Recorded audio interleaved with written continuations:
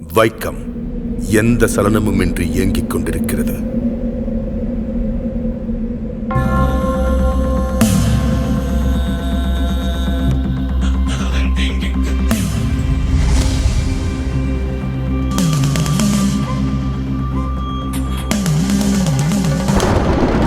இன்று அனைவருக்கும் இருக்கும் வசதியும் வாய்ப்பும் ஒரு சிலருக்கு மட்டும்தான் என்றிருந்த காலம் அது.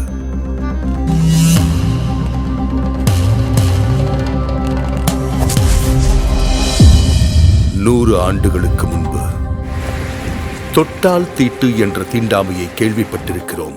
ஆனால் திருவிதாங்கூர் சமஸ்தானத்திலோ அருகில் வந்தாலே தீட்டு எனும் நெருங்காமை வழக்கத்தில் இருந்தது. கோட்டயம் மாவட்டம் வைக்கம் மகாதேவர் கோவில் இருந்த தெருவில் உழைக்கும் அடித்தட்டு மக்கள் நடக்க அனுமதி கிடையாது. கோவிலை தாண்டி செல்ல வேண்டும் என்றால் 2-3 ஃபர்லாங் தூரம் சுற்றித்தான் செல்ல வேண்டும். அக்காலத்தில் ஒரு நாள் அரசர் ராஜா சர் ராமவர்மாவின் பிறந்த நாள் கொண்டாட்டத்திற்கான ஏற்பாடுகள் திருவிதாங்கூர் அரண்மனையில் தடபுடலாக நடந்து கொண்டிருந்தன. மாதவன் என்னும் வழக்கறிஞர் வழக்காடுவதற்காக நீதிமன்றத்துக்கு சென்று கொண்டிருந்தார். நீதிமன்றம் அரண்மனைக்குள் இருந்தது. ராஜாவின் பிறந்த நாள் என்பதால் அரண்மனையில் பந்தல் போட்டு வைத்திருந்தார்கள். நீதிமன்றமும் பந்தலுக்குள் அகப்பட்டுக் கொண்டது. யாருக்கும் எதற்கும் அசைந்து கொடுக்காத விஷ விருட்சங்களாக வளர்ந்து நின்ற சாதியும் மதமும் மாதவனுக்கு அனுமதியை மறுத்தது. நீதியை நெருங்குவதை தீண்டாமை தடுத்து நின்றது. மாதவன் விடவில்லை. அண்ணல் காந்தியடிகளின் ஆலோசனையில் தலைவர்கள் காங்கிரஸ் கட்சியுடன் 1924ஆம் வருடம் மார்ச் 30 அன்று தெருவுக்குள் நுழையும் சத்தியாகிரக போராட்டத்தை தொடங்கினார்கள். உயர் சாதியினரும் விடவில்லை. வைக்கம் போராட்டத்திற்கு எதிரான இயக்கத்தை உருவாக்கினர். காவலர்கள் போட்டிருந்த தடுப்பை கூட நெருங்க விடாமல் போராட்டக்காரர்களை தடுத்தார்கள், மிரட்டினார்கள். கண்ணிருந்தால் தானே பாதை தெரியும் என சுண்ணாம்பு நீரை கண்ணில் வீசி பார்வையை பறித்தார்கள். போராட்டம் தளராமல் தொடர அரசனுக்கு மூக்கு வியர்த்தது. டி.கே. மாதவன், கேசவ மேனன், ஜார்ஜ் ஜோசப் என 19 தலைவர்களையும் கைது செய்தார். போராட்டத்தை வழிநடத்த தலைமை இல்லை. சிறையில் அடைப்பட்ட தலைவர்களுக்கும் வேறு வழியில்லை. காங்கிரஸ் கமிட்டிக்கு கடிதம் எழுதினார்கள். நீங்கள் வந்து போராட்டத்திற்கு உயிரூட்ட வேண்டும், இல்லையென்றால் அரசரிடம் மன்னிப்பு கேட்டு போராட்டத்தை கைவிட வேண்டிய நிலைக்கு தள்ளப்படுவோம் என்றது கடிதம். போராட்டத்தை தாங்கி பிடிக்க இரும்பு கரமே வந்தது. சாதிக்கும் தீண்டாமைக்கும் எதிராக எந்த சமரசமும் இன்றி போராட்டத்தை தொடர புறப்பட்டார் தந்தை பெரியார். வைக்கம் போராட்டத்தை சமூக போராட்டமாக மக்களிடம் கொண்டு போய் சேர்த்தார். கோவில் தெருவில் ஆடு நடக்கலாம், மாடு நடக்கலாம், மனுஷங்க நடக்க முடியாதா என்று கேட்டார். ஊர் ஊராக சென்று பிரச்சாரம் செய்தார். பெரியாரின் ஒவ்வொரு பேச்சும் வெடிகுண்டாக வெடித்து ஆதிக்க சாதிகளை அசைத்தது. மக்கள் கூட்டம் ஒன்று சேர்ந்தது. கலகலத்து போனது திருவிதாங்கூர் சமஸ்தானம். பெரியார் பேசுவதற்கு நீதிமன்றம் தடை விதித்தது. தங்கள் உத்தரவுக்கு மதிப்பளிக்க முடியாமைக்கு வருந்துகிறேன் என பெரியார் பதிலடி கொடுத்தார். கைதும் செய்யப்பட்டார். 1 மாதம் சிறையில் இருந்து திரும்பிய பெரியார் மறுபடியும் வைக்கம் சென்றார். மீண்டும் பிரச்சாரம், மீண்டும் சிறை.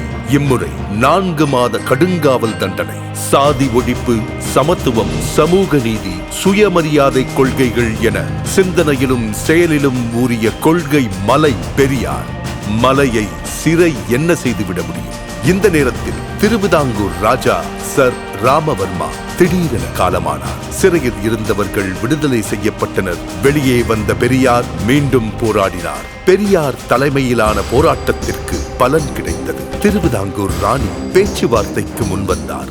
மூதறிஞர் ராஜாஜி மூலமாக அண்ணல் காந்தியடிகளை பேச்சுவார்த்தைக்கு அழைத்தார்கள். பேச்சுவார்த்தைக்கு வந்த காந்தியடிகளிடம் தெருவில் நடக்கக்கூட அனுமதி வழங்குகிறோம், அதற்கடுத்து ராமசாமி கோவிலுக்குள்ளும் நுழைய வேண்டும் என போராடினால் என்ன செய்வது என்று ராணி கேட்க காந்தியடிகள் பெரியாரிடம் பேசினார். பெரியார் தனது நிலைப்பாட்டை விட்டுக் கொடுக்கவில்லை. பாதையை திறந்து விடட்டும், அதற்காக கோவிலுக்குள் நுழைய போராட மாட்டோம் என உத்தரவாதம் கொடுக்க முடியாது. வேண்டுமென்றால் இப்போதைக்கு அதற்காக போராட மாட்டோம் என சொல்லுங்கள் என்றார் பெரியார்.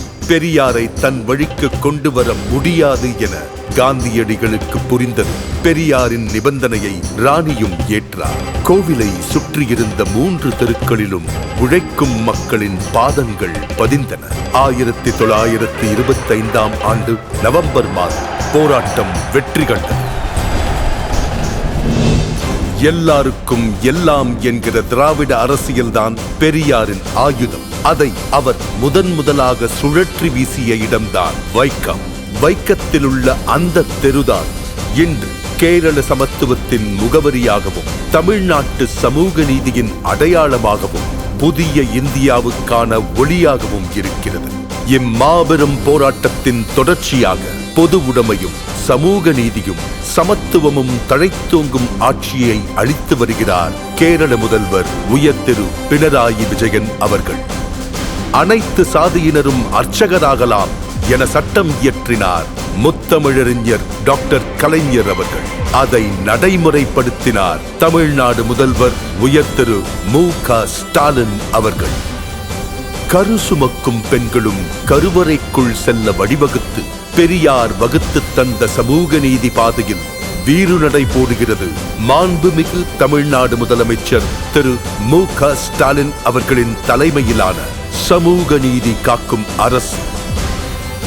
100 ஆண்டுகளை தாண்டியும் பெரியாரின் பகுத்தறிவு ஓர் ஆயுதமாய் பழமைவாதத்தை வேரறுத்து வருகிறது. ஓர் உரிமை போராட்டத்தின் நினைவுகளை தமிழ்நாடு, கேரளா ஆகிய 2 மாநிலங்களும் இணைந்து கொண்டாடுவது சமூக நீதி பயணத்தின் முத்தான தருணம். இந்தியாவின் கவனம் இதை நோக்கி திரும்பும்.